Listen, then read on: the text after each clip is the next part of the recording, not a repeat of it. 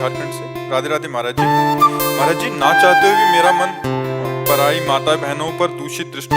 ऐसा हो ही नहीं सकता बच्चे। हम ना चाहें और फिर मेरा मन ऐसा कर दे, तो ऐसा अपनी बहन पे जाता है। वो भी तो स्त्री है। आप देखना जरा, अपने पूज्य जन जो घर में है, बेटी है, बहन है, माँ है, कभी नहीं जा सकता। अगर हम दूसरी तो भी हमारे, अच्छा अब ये कह दे कि हमारी चाह नहीं है और मेरा मन चला जाता है, तो एक बात यहाँ समझनी है कि चले जाना कोई अपराध नहीं है। आज तक इसका दंड कहीं विधान में लिखा हो, शास्त्र में या कानून में, तो हमें बताना कि तुम्हारा मन चला गया तो तुम्हें फांसी की सजा होगी। ऐसा कहीं पे दंड विधान में क्रिया ना होने पाए, क्रिया में है।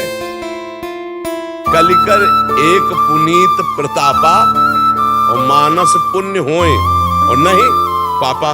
अगर हमारा मन किसी माता बहन में चला जाता है, गंदी भावना करता है, तो हम उसे वापस लाते हैं और डांट लगाते हैं, जैसे अपनी बहन तैसे दूसरे की बहन। आत्मना प्रतिकूलानी परेशान समाचरित।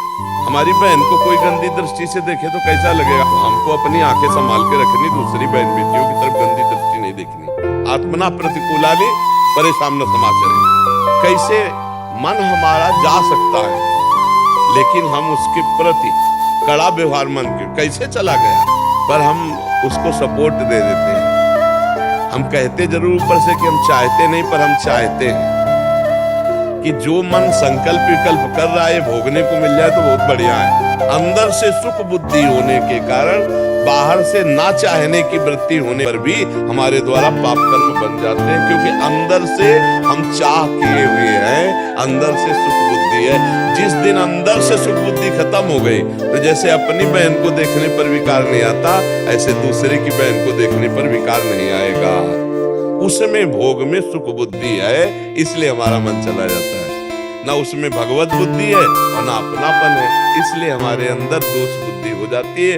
और हम चाहते हैं, ये जरूर हम कह रहे हैं कि नहीं चाहते, वो नहीं चाहते बाहरी बात है, चाहते हैं अंदर की बात है, तभी मन जाता है, नहीं तो नहीं जाएगा। जैसे हमने अंदर से कभी नहीं चाहा मांस को, तो कभी मन नहीं गया। कभी नहीं चाहा मदिरा को, तो कभी ले गया।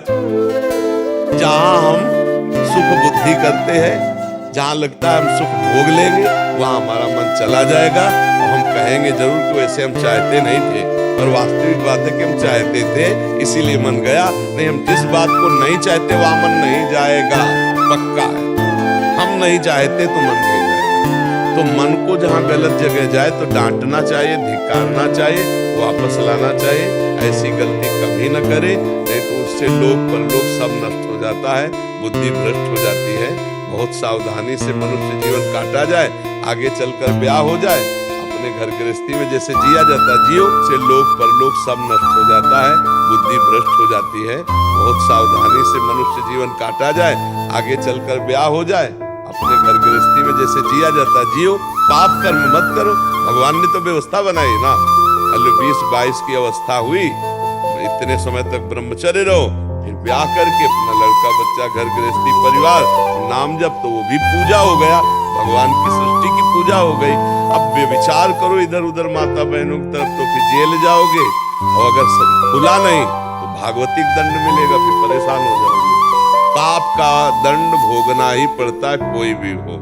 इसलिए हमको चाहिए नाम जप करते हुए जहां मन गलत जाए वहां उसे डांट लगाओ, और गलत को गलत समझो, गलत को कभी भी सही स्वीकृति मत दो, तो पाप कर्म नहीं बनेगा। मन तो चला जाएगा पर पाप कर्म नहीं बनेगा। कर्म बन गया तो भोगना पड़ेगा। कलयुग में पाप का मन का चिंतन हो जाने से दंड नहीं मिलता।